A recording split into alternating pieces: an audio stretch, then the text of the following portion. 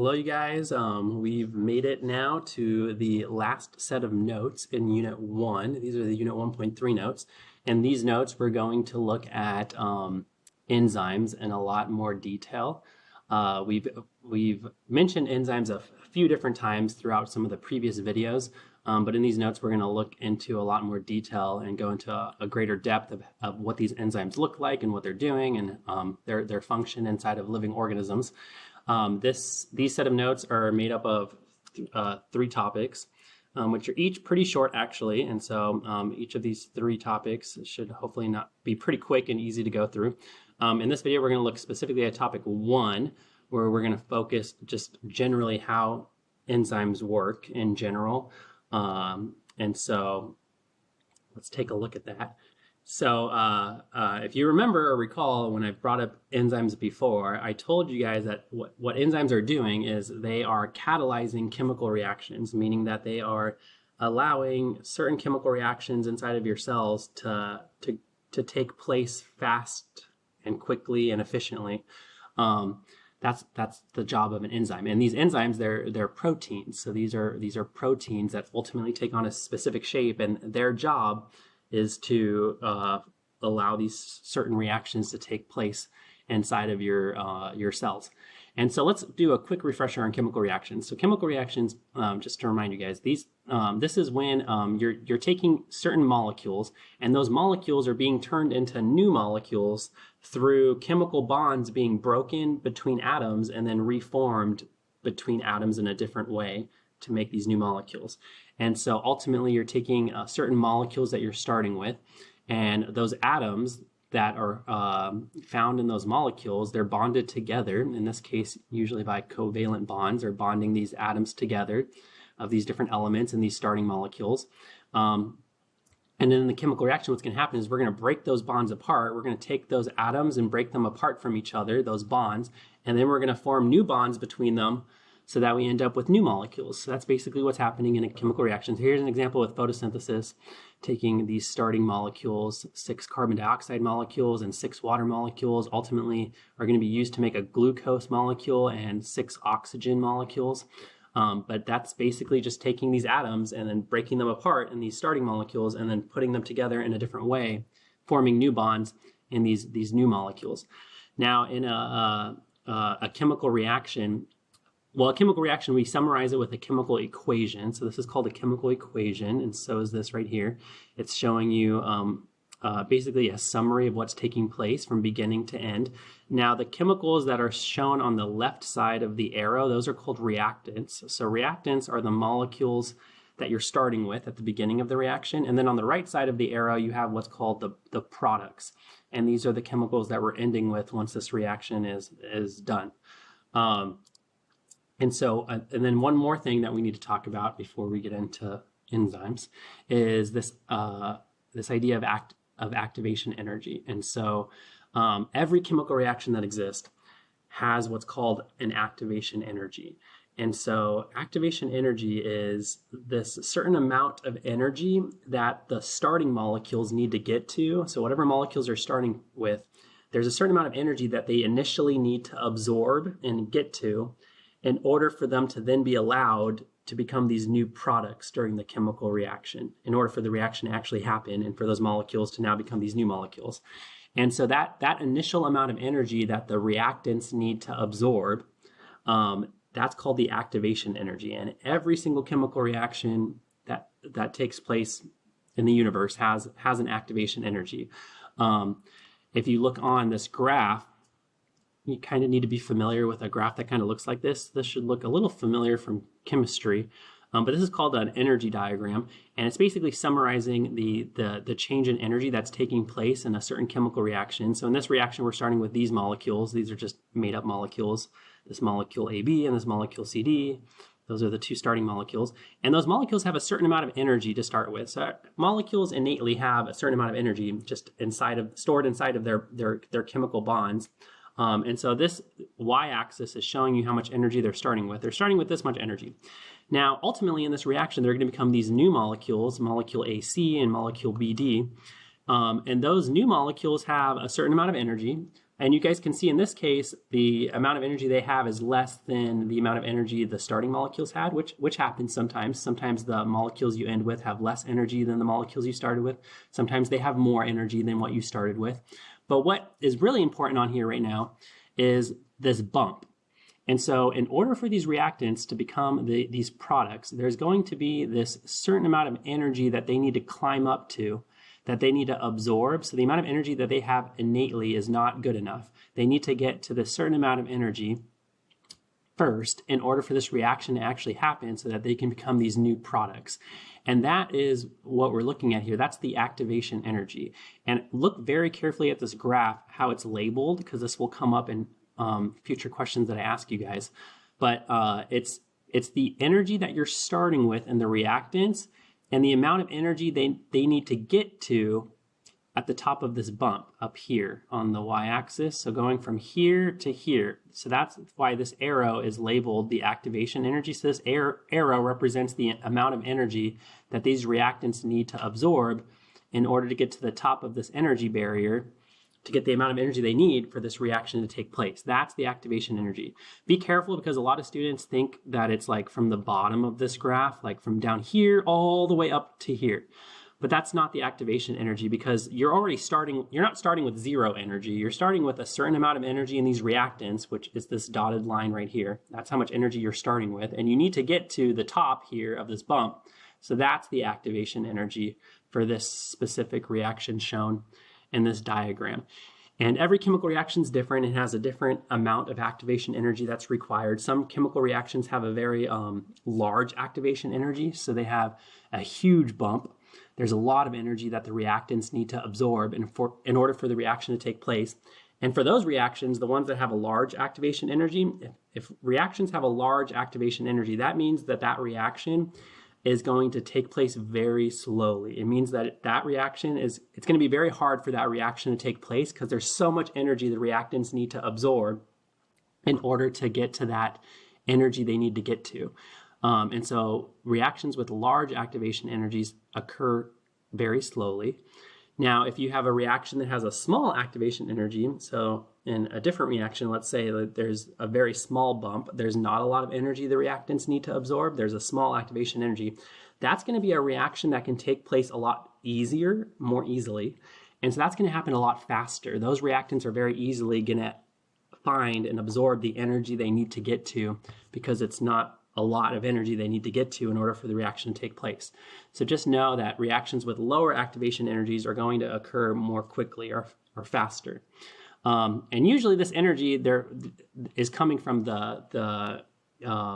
usually the heat or thermal energy that's around these molecules. They can absorb that thermal energy from their surrounding and use it to get to that energy they need to get to in order for those reactions to take place. Now this leads us finally to enzymes and what they're doing. And so an enzyme is a protein. Again, I want to emphasize that enzymes are proteins that are chains of amino acids that fold them into a specific shape. And these are specifically proteins whose job is to catalyze reactions or act as catalyst inside of your cells and living organisms. Now, a catalyst, this is a chemistry term. A catalyst just generally refers to any substance that allows a chemical reaction to go faster, that increases the rate of a reaction. And it's doing that by lowering the activation energy. So because that substance is there, that activation energy actually becomes lower. When that catalyst is present, the activation energy is lower, and that is going to allow the reaction to happen more easily, which is going to result in the reaction happening faster because the activation energy is lower, and so that means the reaction is going to happen more easily. That's what a catalyst is doing. And so enzymes, they're exactly that. Enzymes are catalysts. They are lowering the activation energy for chemical reactions, which are going to allow these certain reactions inside of your body to happen more quickly because now it's easier. They don't need as much energy now. And so that's what we see in living organisms. We see these enzymes, which are acting as catalysts inside of cells on this planet, allowing chemical reactions to take place way faster than they normally would had those enzymes not been present. And so if you guys look at this graph, I just want to point out, like, this black line represents that's kind of like showing the reaction without an enzyme. And so you're starting with this much energy, you're ending with this much energy, and the reactants and the products. But the bump, you can see the bump, the activation energy without the enzyme would be this arrow right here. You need to go from this starting amount of energy to the top here. So this is the amount of energy you need to absorb according to this diagram without the enzyme. Now look what happens with the enzyme. Let's say the enzyme is present. And so now there is an enzyme present in this chemical reaction. We added an enzyme. And that enzyme, what it does is it's represented by this red line here. It's going to lower that bump. That's all it's doing. It's lowering, it's not changing how much energy you start with or how much energy you end with. It's just lowering the activation energy, the energy barrier that you see on this graph. So now instead of needing this much energy, you only need this much energy, which will result in this reaction happening faster because it's going to be easier now for those reactants to get to the energy they need to get to in order to become these new products. So that's ultimately what enzymes are allowing to happen inside of your cells. Now, in terms of their structure, enzymes, like I said, these are proteins, which are chains of amino acids, all these different amino acids that were bonded together, and that giant chain of amino acids, it folds up into its primary, secondary, tertiary structure. And so you have this folded up polypeptide that takes on a very specific shape. And that shape is going to be ultimately what allows, so here's let me move my little picture here. That protein is going to fold up into a very specific shape, kind of represented here or down here even.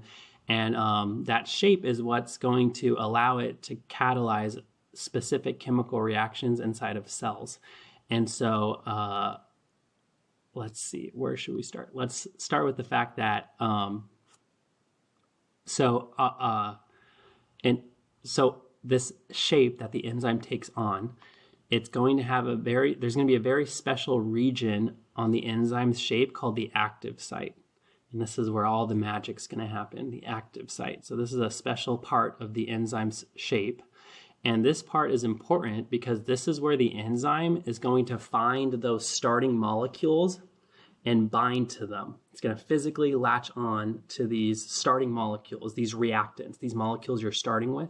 And then by finding these molecules, these reactants, and binding to them, the enzyme is then going to allow those molecules to more easily become products once it grabs onto them and helps them out. And so those reactants are going to bind here to the active site.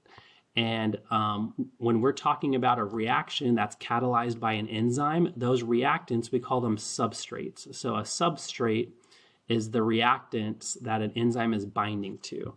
So like if this enzyme was helping this reaction take place right here, then the reactants would be, the substrates would be CH4 and O2.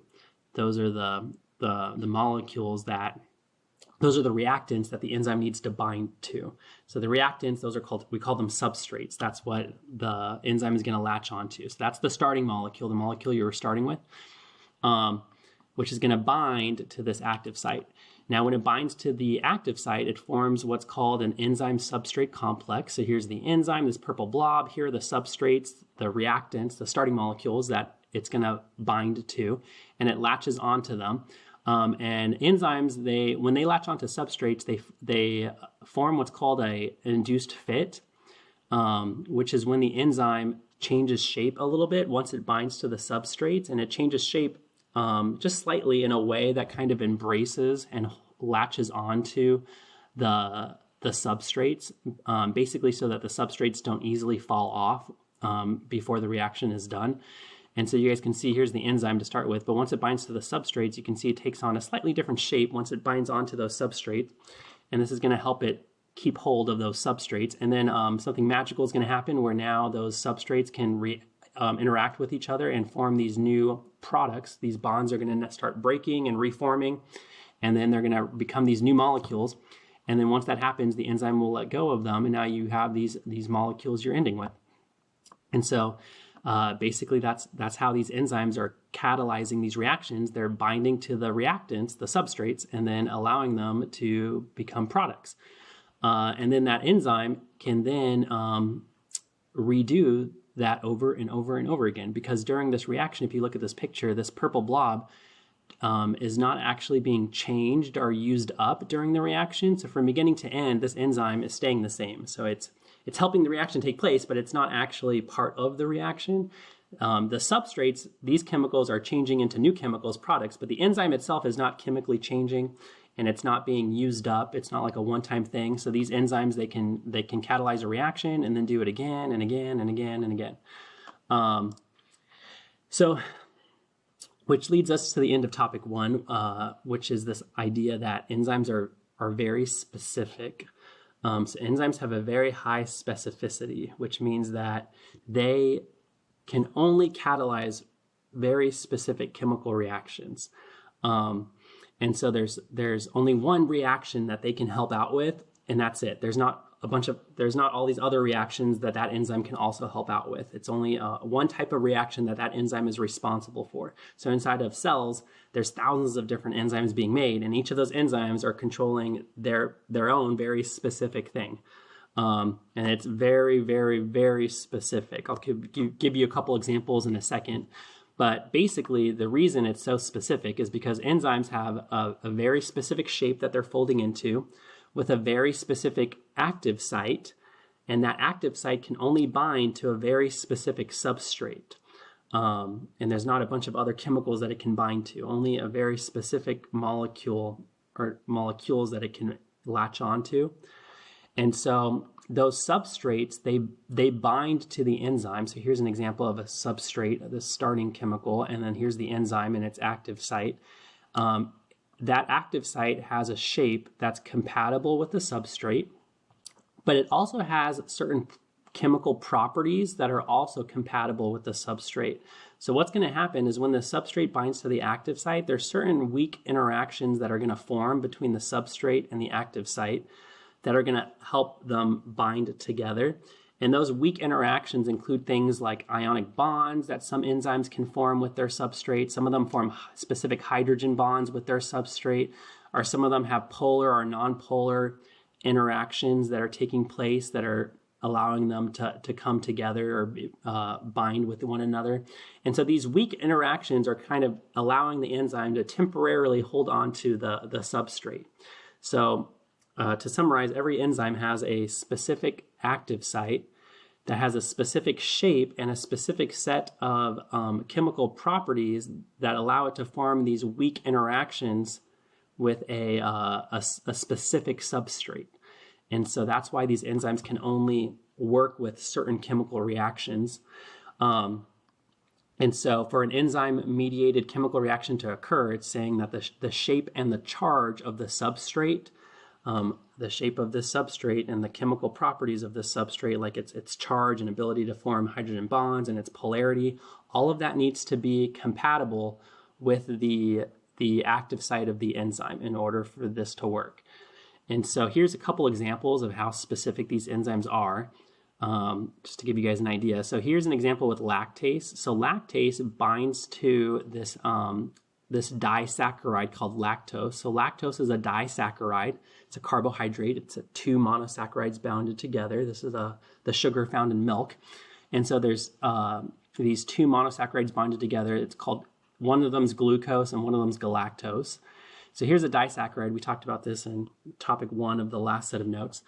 And it can bind to lactose, and then by binding to lactose, it actually helps catalyze the reaction that breaks them apart. There's a hydrolysis reaction that breaks the bond between them, and so now you have glucose and galactose separated from one another, and this can now be easily digested into your body with the help of this enzyme. Now, that lactase, like I said, is very specific and only can do that reaction. So here's an example where it can't help out. Like here's maltose. Maltose is also a disaccharide, but it's made of two glucose. This is glucose and glucose bonded together, but it's also a disaccharide. But this disaccharide, it can't break the bond between these two monosaccharides. So lactase can't do anything with maltose. And that's because lactase is very specific and can only catalyze the reaction of this very specific disaccharide breaking down into two monosaccharides. It can't take this different disaccharide and break it apart. Or here's one last example. This is amylase. Amylase is an enzyme who breaks the bonds between glucoses and starch. So starch is a polysaccharide found in plants. It's used to store energy. We talked about this also in the last set of notes. But this enzyme can break these glucoses apart in starch. But cellulose, which if you guys remember, cellulose is also found in plants. It's a polysaccharide found in plants, and it's also made of a bunch of glucoses. But amylase cannot break these glucoses apart. So here's another interesting example where it's just a bunch of glucoses bonded together in starch and a bunch of glucoses bonded together in cellulose. But in starch, amylase can break these bonds, but in cellulose, it cannot break these bonds because it's very specific. And that has to do with the glycosidic linkages between them. If you guys remember, there's two different versions of glucose, the alpha and beta glucoses.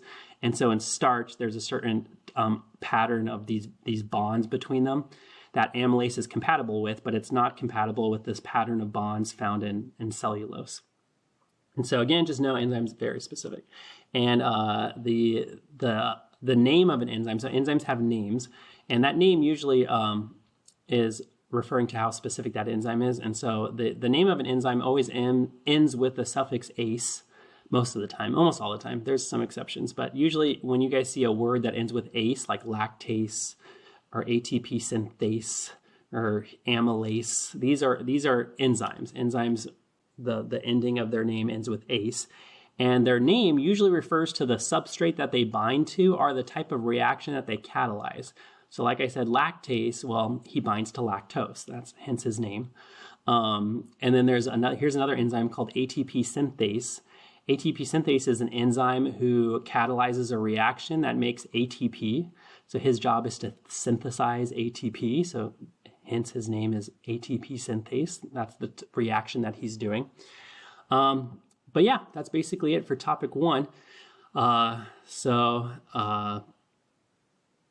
Hopefully that all makes sense so far. Anyway, I'll see you guys later. And please watch the videos for topic 2 and 3.